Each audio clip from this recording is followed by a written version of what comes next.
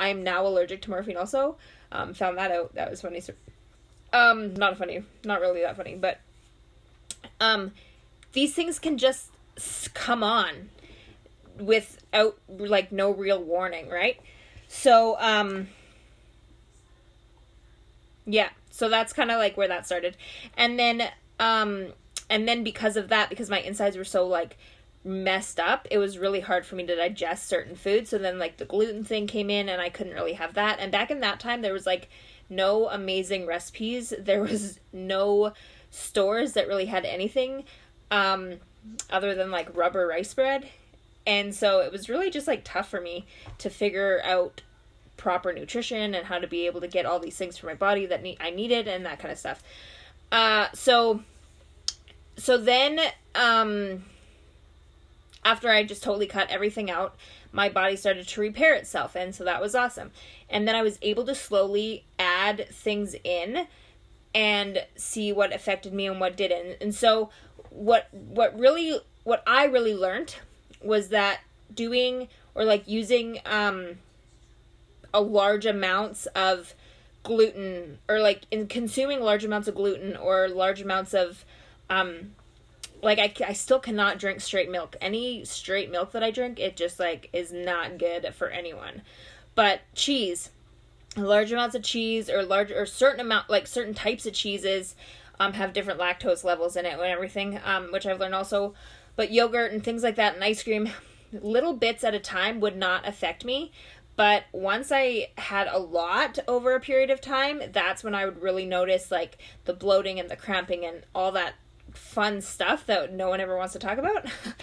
and so that's when I realized like, okay, I'm not actually allergic to it, but I just don't have the right things that I can tolerate a lot of whatever it was inside. So like this would be the lactose, right? So that also got me started on like this huge thing. And once I really started into nutrition is when I really started researching a whole bunch of stuff about food sensitivities and allergies and just different things. And it's like my jam now. I absolutely love it. So the difference, we're just going to dive right on in. The difference between food sensitivities and allergies is the allergies actually trigger your immune system. So you will immediately, whether it's like just an itty little bit like peanuts, right? Lots of people, it's like anaphylactic that you go into or things like that. So that actually triggers your immune system. Whereas a sensitivity is, it's just little bits, you won't really notice the effects of it. But once you consume a lot, that's when you'll notice. And most of the time it's just like hard to digest is the problem. Okay? But it's really hard to just like figure out because lots of the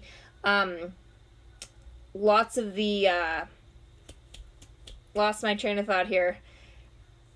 Lots of the things, the effects overlap from allergies to intolerances, so it's kind of hard. But the main thing is like a little bit of it would be an allergy, and ingesting a lot would be and then it affecting you would be a sensitivity. And so sensitivities take a lot longer to show up, and they can show up in forms of like migraines, stomach aches, diarrhea, constipation, gas, like bloating, runny nose. You could feel like sick, kind of like fluish. So it's lots of people lots of people like really miss sensitivities because for one, they don't want to go through the process it takes to realize like, okay, I'm actually sensitive to this, because it's like trial and error and figuring things out. Or they just really like they've had it for the whole life, and then all of a sudden now it's starting to bother them, and they don't really believe that. So that's the other thing. Yeah, and so like some things, like the main intolerances that there are is dairy, grain like gluten, and foods that cause intestinal gas buildup, like beans, cabbage. Then there's the lactose, like I said, and dairy, the wheat, a histamine, which is in like mushrooms and pickles and cured meats, cured foods.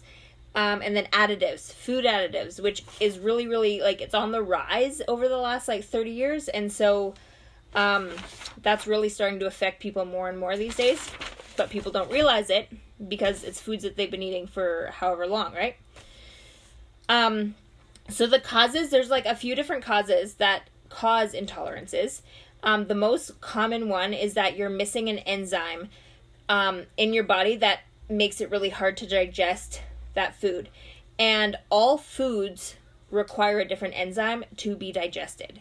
So can you imagine, like, the human body is amazing. And just learning all of this and, like, researching it is just, like, my mind is blown. But so for the example, like the lactose thing, right? You need lactase.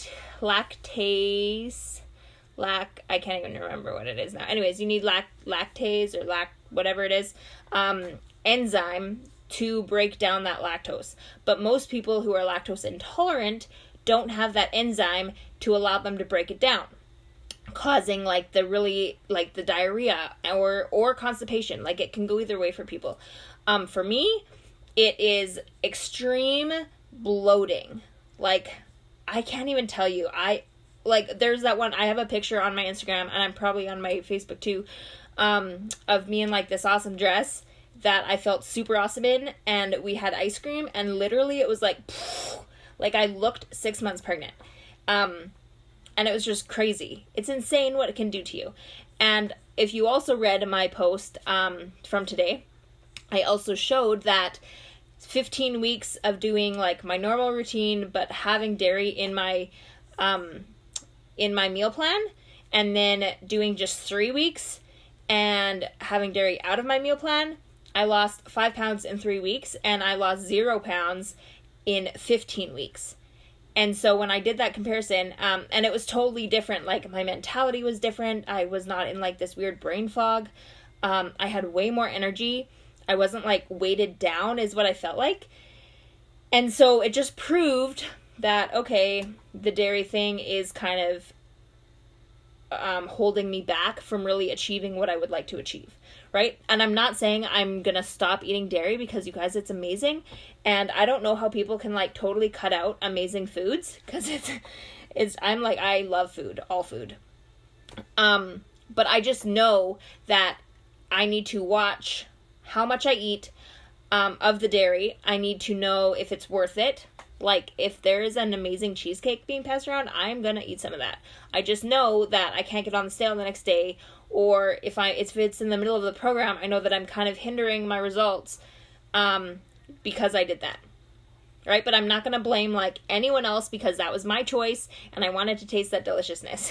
Okay, so there's that. So the absence of an enzyme is something that is, like, the most common one, is why people have an intolerance to whatever it is. Chemicals. There's certain, like, natural chemicals in foods that can react with the human body. So the most common ones, like, there's some in cheese, chocolate, coffee, or tea. And some people are more susceptible to it than others. And so that's why they are the ones that, like, cheese might bother you, but maybe yogurt doesn't. Or cheese might bother you, but something else, like ice cream or whatever, does not bother you. So that could be just, like, a chemical reaction that you're having. Or chocolate, or coffee, or tea. Some people might not, those of you that might not think you like chocolate or like coffee, it might be because every time you eat it, something bad happens.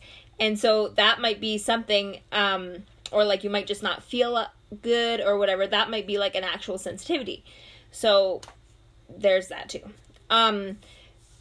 There's in another one, there's naturally occurring chemicals, like I said, but it will also cause, like, food poisoning. Like, they're natural toxins, and it causes, like, toxic effects on the human body. And so like, one of the main ones is undercooked beans. And so and beans are, like, they're a gassy food anyways. And so if you had, like, chili, or if you had like I don't know, what else do you put beans in? Just like a bean salad or something. And one meal you had and it was totally awesome, and then you made that meal again, or you had it somewhere else or whatever, and then all of a sudden you just like, you have like really bad digestive issues. That could be a sensitivity just from the like a food poisoning, like an actual naturally occurring toxin because of undercooked beans. So there's certain things to look for, and it's just more like, instead of totally cutting out absolutely everything, which drives me insane sometimes, just because like your body needs these things. So it's just, it's really weird. My Instagram is saying it's paused due to poor connection, but like Facebook is still going strong. So that is really weird because my router is like right back there. But anyways, so that's just like the main things, here, I got this up here, that is why like people are sensitive to other things and why it can just like come up all of a sudden. And so, yeah, there's so much more I can get into, but I just wanted to share kind of about like why I'm really passionate about this and why I don't think like cutting foods out is really like really good. I think like doing the Whole30 would be awesome. I've never done it. I don't know if I could do that. But I mean, if you want to, I had like 2 clients already do it. One did it like in September and the other one just did it, I think, or October, and the other one just did it.